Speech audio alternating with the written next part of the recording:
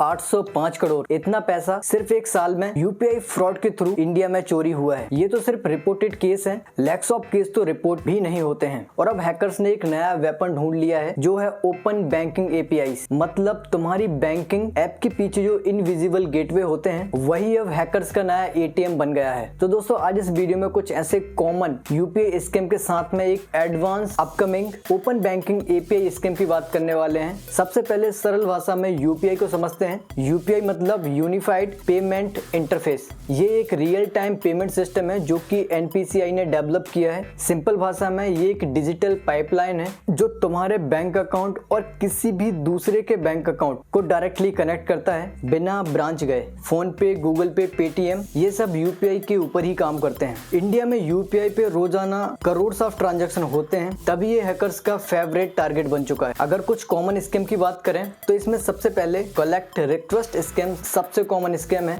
इसमें तुम्हारे UPI app पे पेमेंट रिक्वेस्ट आती है। अगर आपने उस रिक्वेस्ट पे क्लिक किया है या फिर रिक्वेस्टेड अमाउंट को एंटर करके पिन डाला है तो आपके साथ स्कैम हो जाता है। ये बहुत कॉमन स्कैम है जो कि हर तीसरे व्यक्ति ने फेस किया है। इसके अलावा फेक क्यूआर कोड स्कैम भी है। अगर आप कोई प्रोडक्ट OLX या फिर फेसबुक मार्केट प्लेस पे लिस्ट करते हैं, अगर कोई वायर आपको एडवांस पेमेंट के लिए क्यूआर कोड शेयर करता है और अगर आपने उस क्यूआर कोड को अपने पेमेंट ऐप से स्कैन किया है और एक एडवांस रिक्वेस्टिंग मनी के लिए आप उसको पे करते हैं तो आप फेक क्यूआर कोड स्कैम के शिकार हो जाते हैं। इसके अलावा फेक कस्टमर केयर और स्क्रीन शेयरिंग जैसे स्कैम भी लास्ट ईयर बहुत चर्चा में थे। तो ये तो काफी ओल्ड और पॉपुलर स्कैम थे जिसके लिए गवर्नमेंट ने काफी अवेयरनेस प्रोग्राम भी चलाए थे। अब बात करते हैं एक एडवांस टॉपिक की जो कि है open banking API. Simple language में एपीआई का मतलब होता है एप्लीकेशन प्रोग्रामिंग इंटरफेस। सोचो एक रेस्टोरेंट है, तुम कस्टमर हो, किचन में शेफ है, वेटर वह होता है जो तुम्हारा ऑर्डर किचन तक ले जाता है और खाना तुम्हारे पास लाता है। एपीआई बिल्कुल वेटर की तरह काम करता है। दो अलग अलग सिस्टम के बीच डेटा और रिक्वेस्ट ले जाता है। फोन पे जब तुम्हारे बैंक से बैलेंस चेक करता है, ये सिर्फ एपीआई के थ्रू ही पॉसिबल होता है। Payment app, loan app, investment app ये सब ओपन बैंकिंग एपीआई का यूज करते हैं तुम्हारा बैंक डेटा एक्सेस करने के लिए। 2025 में इंडिया में 9 बिलियन से ज्यादा मलेशियस एपीआई अटैक ब्लॉक हुए हैं। अगर लास्ट 2024 के कंपैरिजन में इस साल देखें, मींस 2025 में देखें तो एपीआई अटैक 3 गुना बढ़ गए हैं। अब समझते हैं हैकर एपीआई को कैसे अटैक करते हैं। फर्स्ट भी होता है अकाउंट टेक ओवर। अगर किसी एपीआई का ऑथेंटिकेशन वीक है जिसमें हैकर किसी दूसरे के क्रेडेंशियल से लॉगिन करता है। अगर रियल एग्जांपल की बात करें तो last year new bank application की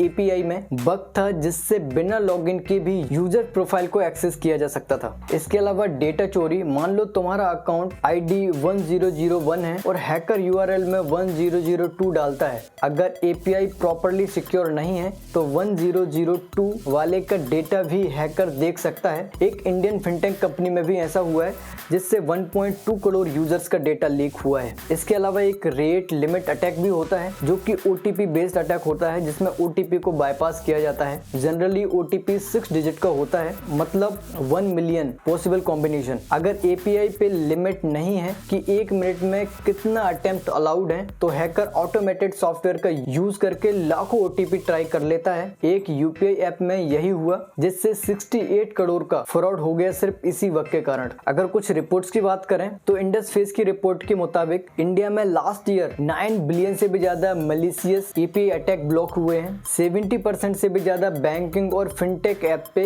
मंथ में कम से कम एक बार मैसिव एपीआई अटैक हुआ है। तो ओपन बैंकिंग एपीआई एक एडवांस लेवल का स्कैम है जो कि फिनटेक और बैंक्स को ज्यादा टारगेट करने वाले हैं। अगर बात करें इस एडवांस अपकमिंग स्कैम से कैसे बचा जा सकता है तो हमेशा आरबीआई रजिस्टर पेमेंट, लोन और इन्वेस्टमेंट ऐप का ही यूज करें। कोई भी थर्ड पार्टी एप्लीकेशन को अपने मोबाइल फोन में इंस्टॉल ना करें। Generally teenager easy money, cashback और रेफरल अमाउंट के चक्कर में ऐसे थर्ड पार्टी एप्लीकेशन को अपने मोबाइल फोन में और पेरेंट्स के मोबाइल फोन में डाउनलोड करते हैं जिसके कारण ये स्कैम आपके साथ होने की पॉसिबिलिटीज काफी ज्यादा बढ़ जाती हैं। तो जो भी एप्लीकेशन आप यूज कर रहे हैं वो आप प्ले स्टोर से डाउनलोड करें, अच्छे से एप्लीकेशन को वेरीफाइड करें, उसको किसने डेवलप किया है और जो भी एप्लीकेशन आप यूज कर रहे हैं वो आरबीआई अप्रूव्ड है, सीबी अप्रूव्ड है या फिर नहीं है, वो अच्छे से चेक करें। और लास्ट इंपॉर्टेंट, अपने बैंक अकाउंट को रेगुलरली चेक कीजिए। अगर कुछ सस्पिशियस ट्रांजैक्शन या फिर कुछ ऐसा पैटर्न आपको दिखता है जो कि आपको सस्पिशियस लगे तो तुरंत बैंक को कंप्लेंट कीजिए। साथ ही में साइबर क्राइम हेल्पलाइन 1930 पे तुरंत कॉल कीजिए।